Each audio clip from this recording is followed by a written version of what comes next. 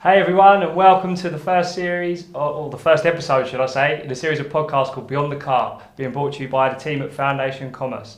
I'm here with George from Klaviyo today, and we have been spending about a full day on producing this amazing content for you guys, full of actionable insights that you can take away and start implementing on your e-com sites. We're coming at you live today from our content studio in Cobham. And me and George had a lot of fun putting this content together. I think we've condensed it down into 28 minutes of just solid information rather than, we've removed all the fluff, so it's just actionable insights for you guys. And it was a lot of fun, wasn't it? Yeah, it was great. I think from my perspective, working in brands, bringing together the ideas and thoughts from a developer and bringing it into that retention story is really powerful. And I think it really got me thinking about ways to increase customer experience in a different way. Yeah, definitely. I agree. And I think it's, I can't wait for the guys to see the content. It's going to be great. We do have a live Q&A afterwards, so if you do have any questions about any of the content, please drop them in the chat. Me and George will be live after the recording so that you guys can get answers to those questions. So yeah, without any further ado, let's roll the VT.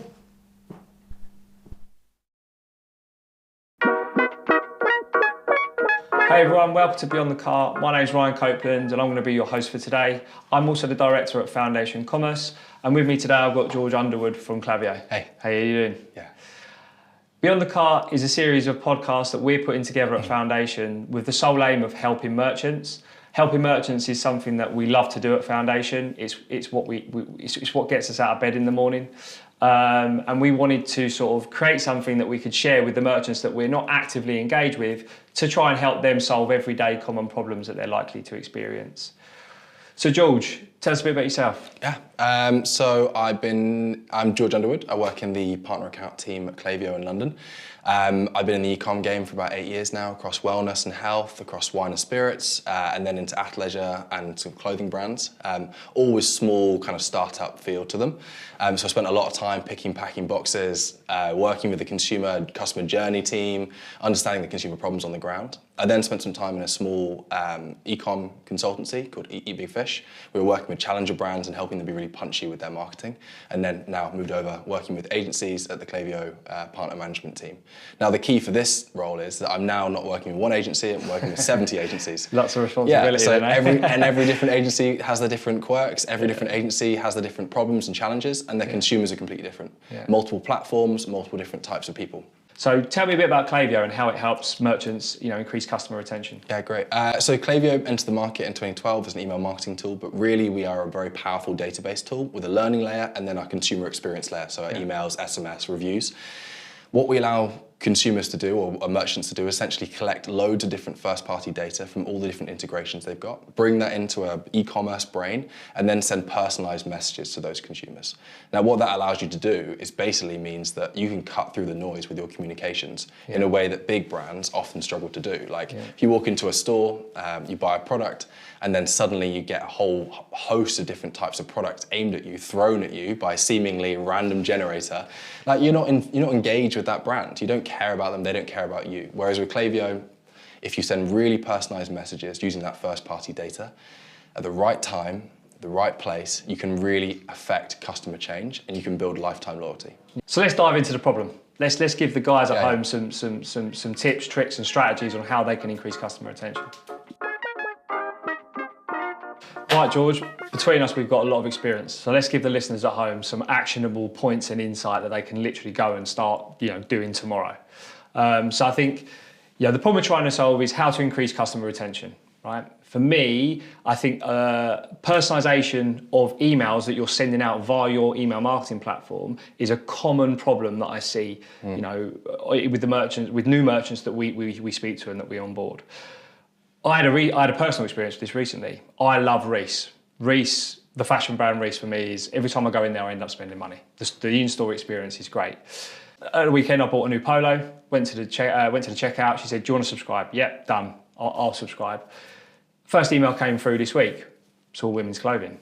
I bought a man's shirt, but I'm getting emails sent to me for women's clothing.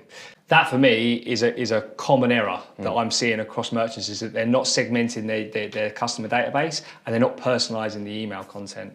of emails that they're sending out. I mean, I think that's a very common problem we hear a lot. I think if you take it even a further step on, imagine you sell a product which actually has triggering content to some people. So Cheeky Wipes is a Klaviyo customer. They sell products, sanitary towels, products that may be very useful if you have a young child, but also you may be using it to solve an incontinence problem. But those two consumers are not the same consumer. Imagine you sign on to Cheeky Wipes, the newsletter, and as you're a young family, you're being served incontinence information. And as someone who's suffering with that problem, you're actually getting young family information. Now, those are completely different consumers.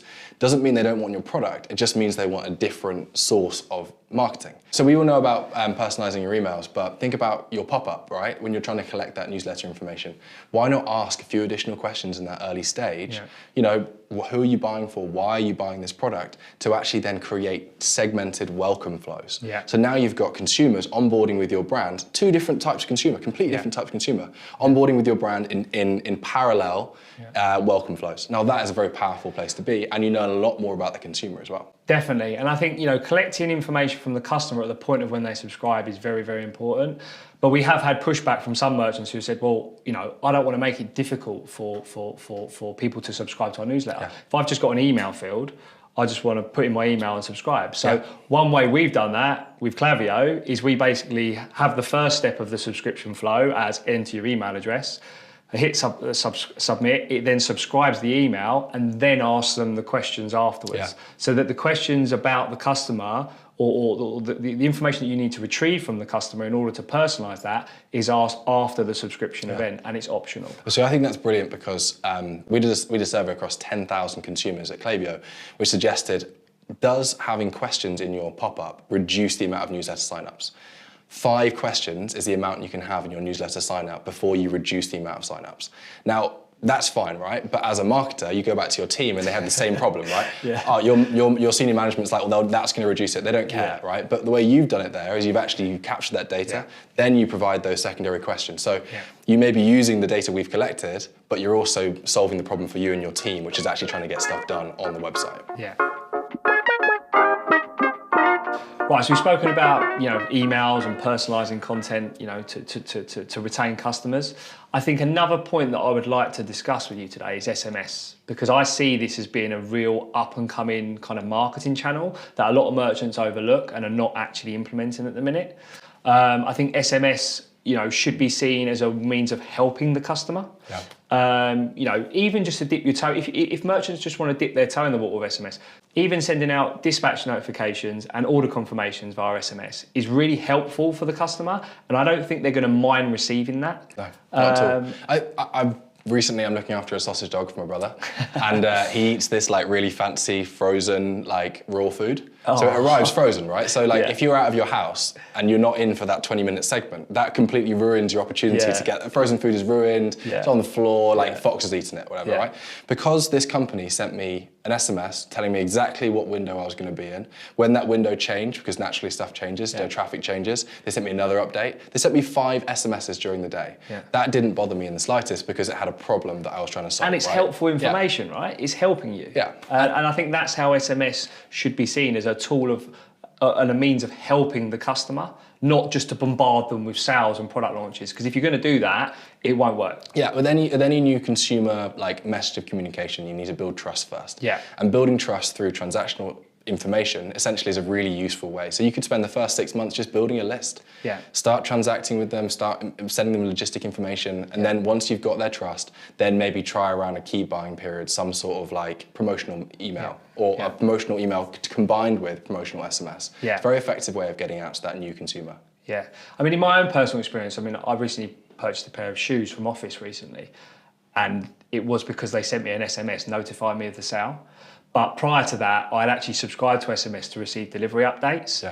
It told me when the shoes were in the warehouse being picked, when they left the warehouse, and then sent me a delivery window when I can expect it to be delivered. Really useful. When they then sent me the sale, I wasn't bothered by it, and it didn't really I didn't think, why are they doing that? But with the sale, it created urgency because it said an additional 20% off our existing sale prices. I went straight onto the site, saw obviously that it was a limited sale, and made a purchase there and then on my phone. So for me, SMS is a really effective way of driving sales, so long as it's used in the right way, and also there's clear unsubscribe messaging in there. Yeah. You know, if you don't have an unsubscribe link in your SMS, then yeah, you're Well, going to be legally you spamming can't. people. So like with compliance laws or Klaviyo, you have to have an unsubscribe in there. Yeah. So one click and you're done. You can leave that in instant. Yeah. I think what we've shown recently is that email and SMS, you don't need to think about it as I need to create a fully fledged SMS like strategic outlay, right? You need to think about your email campaigns, your personalization, and then think about SMS and amplification tool. Yeah. So SMS and email together enhances your email performance revenue-wise by 9%. That's what we've seen across our merchants. Yeah. That's a very effective way of generating additional 9% revenue uplift. Oh, definitely, definitely. I think with SMS as well, it's all about helping the customer.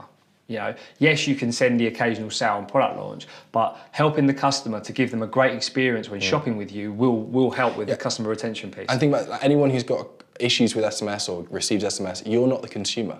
Yeah. Like your consumer has to actively opt in to SMS communications. Like as a consumer in living through the UK in COVID, the last time I got an SMS from a company for a long time was someone telling me from the government I need to stay inside. So we still got this hangover about what MS means, how we actually move on from that. I think it's always about this case of test it, learn from it, and trial something that's new, right? Definitely. And I think, you know, for us, when we're approaching merchants about SMS, to get them started on it, we don't even talk to them about sales and product launches. It's just send your customer a text to let you know that the order's been received. Send your customer a text to let them know that their order's been shipped and he's going to be with them in a certain time period. Yeah. Just dipping your toe in the water there to build that trust with the customer and see that actually the SMS part of it is actually well received, I think is a great way for merchants at home to start, you know, to start on that SMS journey. So George, that wraps up SMS quite nicely and how, you know, creating helpful customer experiences can retain customers. Let's give our merchants at home one key point to take away from today with regards to SMS. What would that point be? Just start. Collect the data. You don't have to use it right away, but start collecting the information. It gives you that database to then work on later down the line. Yeah.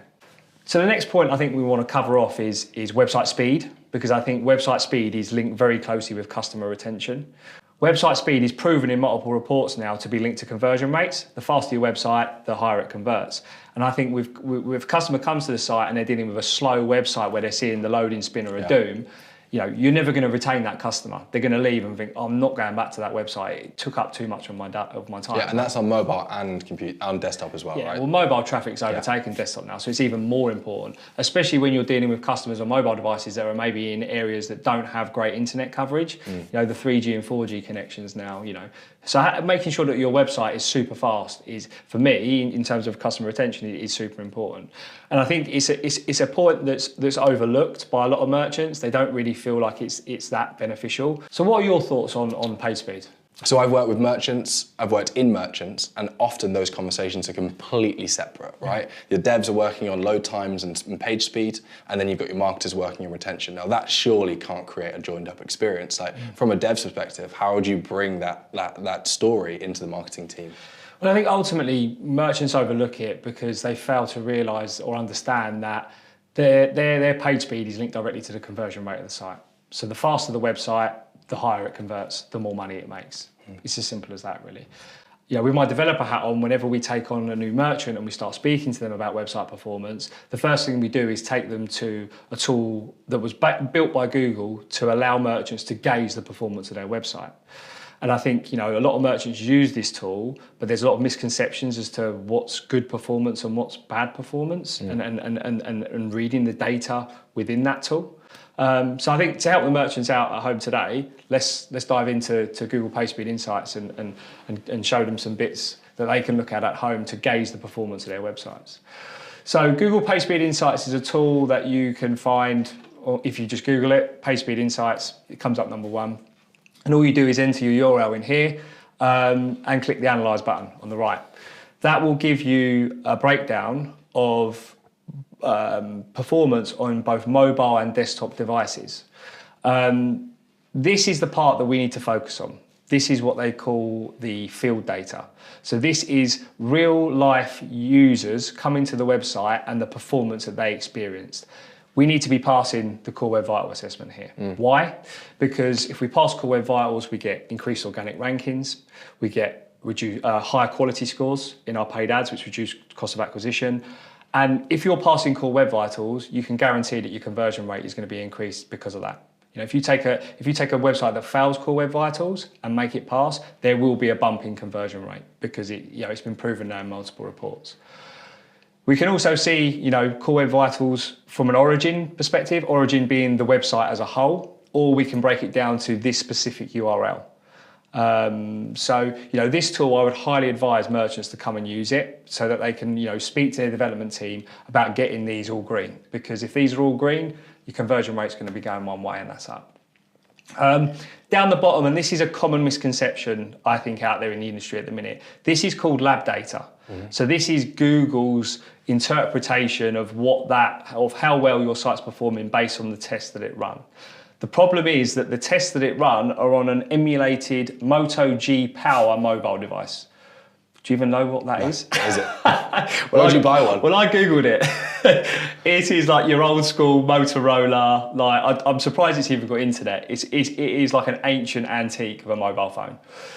They also test it on a slow 4G throttled connection, right? So the use case, is unrealistic because the majority of your customers are not going to be using a Moto GP power phone and they're not going to be accessing your site on a slow 4G throttled connection.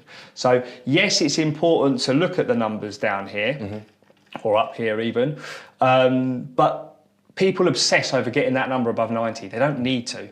What really matters is this part here because this is the real life user experience that is being delivered to your customers. And if you're passing here, you know that your customers are having a good time. So Google are covering their ass, basically. They're saying, we don't want to give you fake data in case you optimize for data that isn't like the worst possible outcome. Yeah, I wouldn't say they're giving you fake data. They're just testing it with worst case scenario. Okay. But real life users are not going to be worst case scenario. You have to tailor your approach, right? If we was dealing with a merchant that was selling to people in Africa, the internet coverage out there isn't as great as what it is in the UK and Europe. So therefore, you would have to optimise the site further for performance. Do you think it affects different type of products? So like if you're selling a luxury good or a considered purchase versus peanut butter, does it affect the speed? Like, do you need different speeds for those purchases? Like, are you going to be purchasing a watch out on the go? Or are you going to be, have you come across that problem? We have. One of our clients, Flybubble, they sell paragliding equipment. And pretty niche that. Yeah, it's pretty niche. They literally jump off of cliffs and fly around. So you need to have good kit. Oh, mate, I do. They've asked me all the time, do you want to come and have a go? And I'm like, no, absolutely not. That's not for me. With a fear of heights as well, that hobby is not for me. But Flybubble, obviously, their guys are on the mountains all the time. And if they're like, I forgot me clip, or I need a new product to go with my set. We know that their customers are buying stuff on the mountain where the internet coverage is a lot less. So we're currently working with that customer to improve their core web vitals because at the minute, they're not great. Are they using a Motorola though? No, they're not. Yeah. They're using iPhones. But their website's built on the kind of old Magento Luma stack. We need a whole other session to outline the flaws with that. But yeah, in terms of, we do have to take into consideration the customer that we're serving to. But in terms of performance as a whole, website performance doesn't necessarily need to be niched for products. End of the day, all websites should perform and should pass core web vitals, and that should definitely be an aim of the merchant, or at least on their roadmap at some point to get these metrics passing green. And are these relevant for the merchant? These actual titles individually, if you broke them down, is there one that's more valuable than others, or is it just as a whole they are collectively valuable? Collectively, okay. Yeah, you have to be passing all of them. What would happen if one of them was really down, as like a warning? You'd fail. So you could have one of these completely down, and the other ones would fail the whole lot. Yeah. Okay. Yeah. So all of these metrics have to be green in order to get the pass. And as I said, if you are passing, you are going to see benefits with organic rankings, paid ads, and also conversion rates. Okay, to wrap it up, how do the core web vitals actually impact retention? How can merchants use this?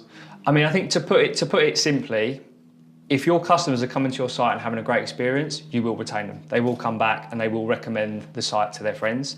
If they come to your website and it's slow, they're frustrated by the speed of it, they will leave and they will likely tell their friends how bad it is. So, you know, website performance is super important, and it should definitely be reviewed by merchants all the time, ongoing. Yeah, and even if they're not saying it's bad, like indifference is actually the worst possible crime online. Like if you're not mentioning it to anyone, it's probably because you're never going to go back to that site again. Yeah, definitely. So let's dive into our fourth and final point, which is checkout process. You know, the checkout process has to be streamlined in order to retain customers. You know, there's nothing worse than, you know, when you go to a website, you found the product you're looking for, you add it to your basket, you go to the checkout page, and there's 101 questions. You've got loading spinners going off everywhere. Yeah. We've all experienced it, right? So I think in order to retain customers, again, it's just about, you know, giving that great customer experience on the site, and a streamlined checkout process definitely goes a long way to doing that. Yeah, simple stuff as well, like rather than putting in user error if you ever type something in wrong, like don't assume that the user, this kind of old outdated term for the consumer, is wrong. Yeah. Like maybe put in different language. Oops, sorry, we got this wrong, would you mind trying it again? Yeah. All these little pieces of brand information you can put in to help create customer value. Yeah, definitely. And I think as well, don't ask for information that you don't need. Like there's so many checkout pages I go to and they ask for facts, company name. Like you don't need those fields, you know. I think removing those and just stripping it right back to the bare bones of just what you need to accept the order is really good. Yeah, we would go by a policy of imagine you're on a busy tube with your phone. Like, could you purchase this product? Yeah. Like, how much information could you do with one hand on your right whilst holding on to like a pillar, right? Yeah, exactly. Yeah, that's a great way of looking at it. It really is. But we've recently optimized checkout for our customer KS Lighting. So let's dive into that and have a look at what we've done in order to streamline that process. So KS Lighting are a client of ours. They're on the Magento platform, and we recently implemented the new Hoover checkout solution for them. Anyone that, I mean, you've probably seen it, George, that horrible checkout that is Luma with the loading spinners. Yeah, it's terrible, right? So the new Hoover checkout solution enables agencies and developers to quickly customize the checkout experience on Magento websites. It's also super fast. So what we've done with KS is when you go to the checkout page, the first thing we ask for is the email. Why just the email? Because if they enter their email address here, it will send their email to Klaviyo, and if they don't check out, we can hit them with the abandoned cart flow, right? That's one of the reasons why, you know, we were asking for that information first, so that we can increase the amount of abandoned cart emails that we've got going out, because we know that abandoned cart emails convert really well. Also here, if you put in an email address that's recognised, it will prompt you to sign in, or we can still continue as a guest. This is super important. You know, do not, if a customer shopped with you 6 months ago, they're not going to remember their password. Yeah, that's true. So rather than taking them off-site, you know, to retrieve that password, just to let them continue as a guest. But you've captured their data, they're now marketable. Yeah. And if they have used shopped with you before, they can then try and log in at a later date. Yeah, exactly that. So we go continue as a guest. Delivery address. Super as you can lean see, that, right? That's super lean. I mean, you know, you go to some sites and it goes off the screen, the number of inputs that you need to do. So we've literally reduced this to first name, last name, phone number, and address finder, right? This, I think the postcode lookup feature is not on enough websites. It needs to be, because people don't want to type out their address. Yeah, think about this again, the tube analogy, right? Yeah. You're on the tube, you're going to get your postcode, that's it. Yeah. You're holding one hand, you're in a busy tube. Exactly. Can you get like your first name, the name of your address, like the flat number, like... It's tough, right? You can't do it. But also introducing confidence boosters. You know, the fact that these guys have been in business 38 years, it's a secure checkout, fast and simple returns, free delivery, rated 5 stars. You know, you're just reassuring the customer that if they place an order with you, they're going to have a good experience. You've also got the levels of different things you need to do actually to pay. So you've only got 3 different things there, right? That's 3 steps. So I know as a consumer how many steps left. It's a great point. You know, highlighting at which stage of the checkout process they're actually at is you know, super important. Because if you hide that, you know, you don't know when you click this button how far you're going to be before you complete the order, right? I think this is more important for merchants necessarily than when you're shopping on like a big platform. Like you trust Amazon, for example. You trust them already, so therefore you trust Amazon to make executive decisions for you in terms of the merchant. You already have your information set up. When you're going to an independent merchant, someone you maybe haven't shopped with before, like it's super crucial that you actually provide all these trust factors. Because like, to purchase, especially a product at, you know, above £500, you need to be at a 7 7, 8, 9, 10% trust level. Yeah. If you're at a 2 or a 3, that's just going to go sit. You're never going to get a purchase. You're going to leave, maybe you'll look at it and then you'll buy somewhere cheaper. Definitely, I agree. But I mean, if after now that we've entered our address, I mean, can you imagine if you'd landed on this page and you didn't have the postcode lookup and you had all those fields showing? Like, it just looks like hard work. You're going to give away all financial information? Yeah, well, not my card anyway. They wouldn't be able to buy much of it. There's not a lot in there in terms of money anyway. So if we then click review and pay, again, we've got place order button there, front and center of the screen, and we've got the different payment options for the customer to fill out. Nice and simple. For me, that is a streamlined checkout process. Product they're purchasing is still available, visible. Rather than have to go back to find out what they did. This isn't a clear screen on the back of a website. This is its own separate entity. Definitely. And when we launched this checkout, we reduced checkout abandonment by 25% in the first month. So, really good. And for the merchant, that was cracking news. They were over the moon with it. So, this stuff does work. Yeah. It really does. And, we've proven that with this case study. And, my point to merchants at home is streamline that checkout process. I mean, I know Shopify merchants aren't able to customize that checkout as much as what you are on open source platforms, but I do believe there's some level of customization there that they can do. Yeah, language you use, the type of things you include, again, can all be modified. Yeah. Definitely. So to wrap it up, I think, streamlining the checkout process for me is super important. Yeah. It's giving that customer that quick, easy, seamless and convenient, I think is another word I would use. It's convenient for them just to add in less information. Yeah. I think, in terms of retaining customers and keep them coming back, you need to be doing this. So I think as from my perspective, working at Klaviyo, obviously, you've got SMS and email, which have a lot of time and effort and been building strategy and campaigns, and everyone's going out and worrying what they're going to say next and everything. This is a really simple, actionable thing that you and your team can do to increase purchase behavior. Yeah. Like right now, not just like theoretical, let's try and create a new campaign. It's like right now you can do this. Yeah. I mean, the questions that we ask ourselves on the checkout is, what doubts is the customer going to have in their head when they're filling out this information? Oh, do I trust the brand? Well, they've been around 38 years. Yeah. We've answered that question. Is the checkout secure? Yes. We've got notifications there telling us that we are. Am I going to be able to return the product if I don't like it? Yes. We've covered that here. Is delivery free? Yeah. Yes. Is the company, a decent company? Are they reputable? Do they have happy customers? Yes. So you're answering all those doubts on the checkout page to ensure that the customer doesn't leave. It's like having a Regent Street address for a flagship store. Yeah. You're creating trust. You're creating physical trust as well. Yeah. Yeah. It's a great one to increase customer retention. It's just having that super fast, super slick and convenient user experience right the way through. Yeah. So that brings us to the end of our first Beyond the Cart podcast.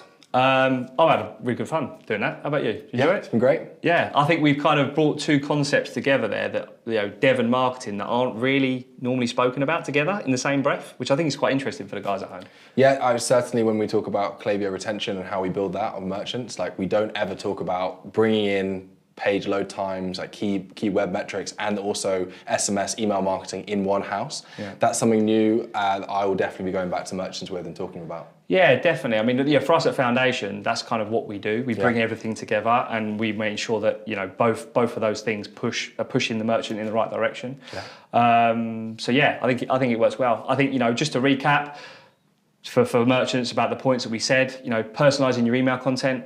Super important, easy to do with Klaviyo. Touching on the SMS side of things and how crucial that is for creating those helpful customer experiences.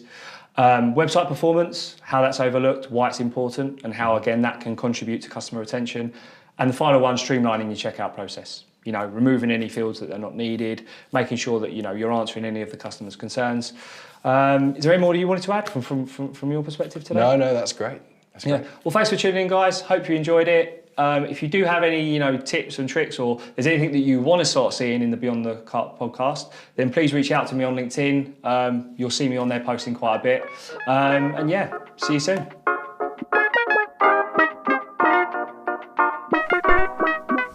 So there we have it. That brings to end the first episode of Beyond the Cart. I really hope you guys at home that watched that found it extremely useful. I know me and George had a lot of fun putting that content together. So yeah, we hope you found some valuable insights in there.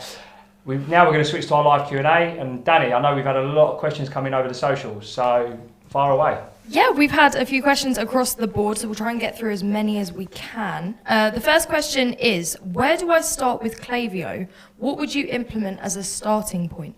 Yeah, it's a great question. I think there are two parts to this, right? So you have what we would call the brilliant basics of ecom. So abandoned cart, welcome flows, you have your like post-purchase. All those things we know guaranteed are going to guarantee you more revenue and better customer experience, and that's across 100,000 customers. But then the other component part of that is actually starting to survey your customers.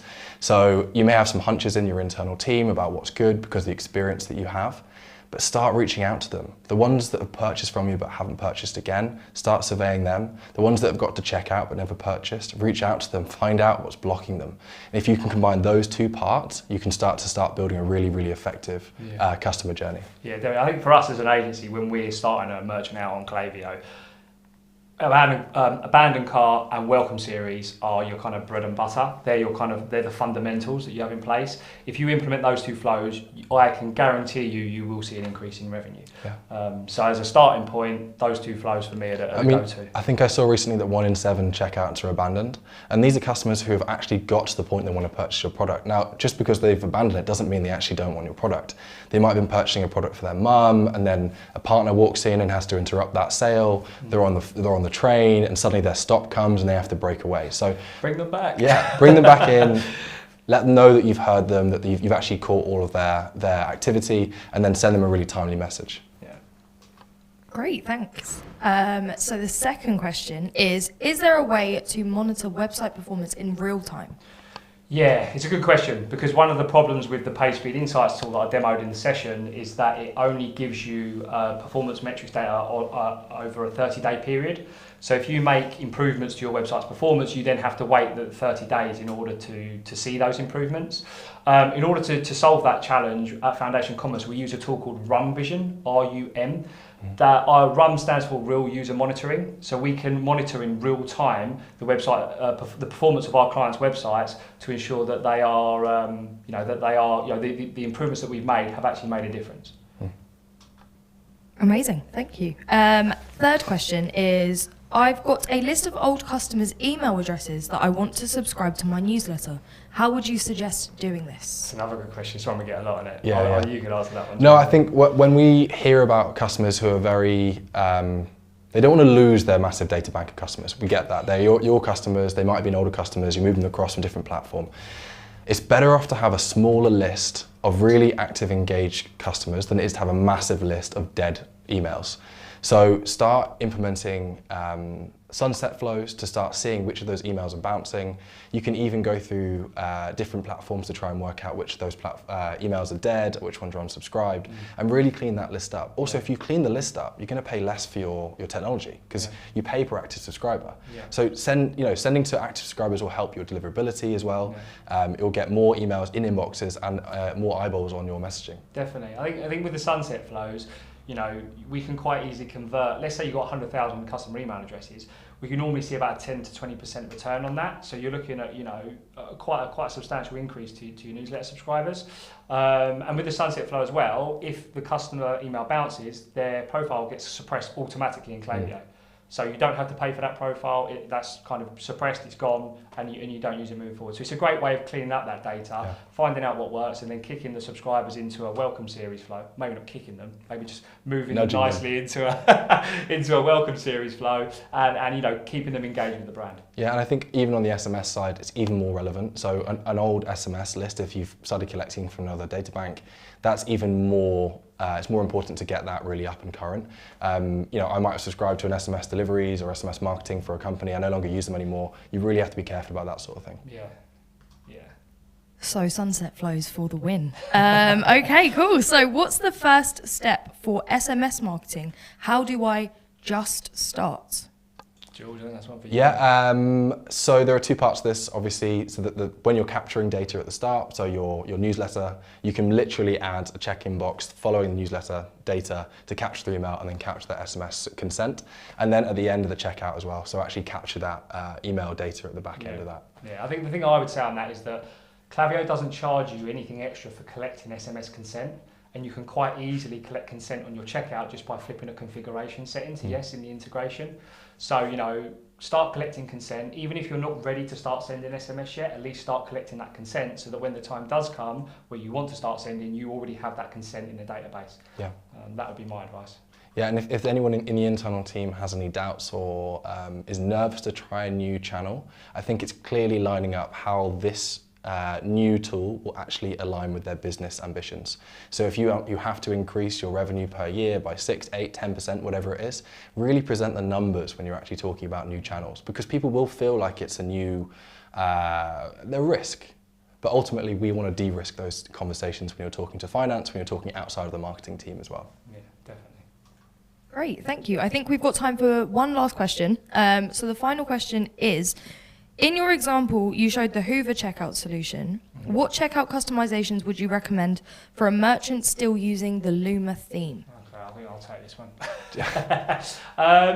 It's a good question. I mean, Hoover Checkout is a brilliant solution. It enables developers and agencies to quickly customize the checkout. If you are still using Luma, there are extensions out there that you can use to customize the checkout. I think onestepcheckout.com is a very popular one. I know that Fire Checkout is another good one that you can use. So I would investigate those extensions and see which ones meet your requirements and work with your development partner to see, you know, how easily those are to customize. So yeah, I think if I was using the Luma theme, those would be my go-to options in terms of, you know, looking at customizing the out-of-the-box checkout. I think is that the last question? Yep, I think it's time to wrap it up, Ryan. Yeah, so that brings to an end the first episode of Beyond the Cart. I really hope you guys found the session useful. Thank you for your time today. If any of you are interested in using Klaviyo, not yet using it, or want to see a free demo, please reach out to me on LinkedIn or via my email address, ryan@foundationcommerce.co.uk. I'll be more than happy to work with George and the team to get you a free demo so that you can see that in more action. If you are interested in any of the kind of agency services that Foundation Commerce can provide, please again reach out to me on LinkedIn. My inbox is open to all merchants, you know, even if you just want to check in and find a solution to a challenge that you're facing with your current agency. I'm more than happy to help you guys. So yeah, thanks for joining us, and hopefully we'll see you next time on Beyond the Cart.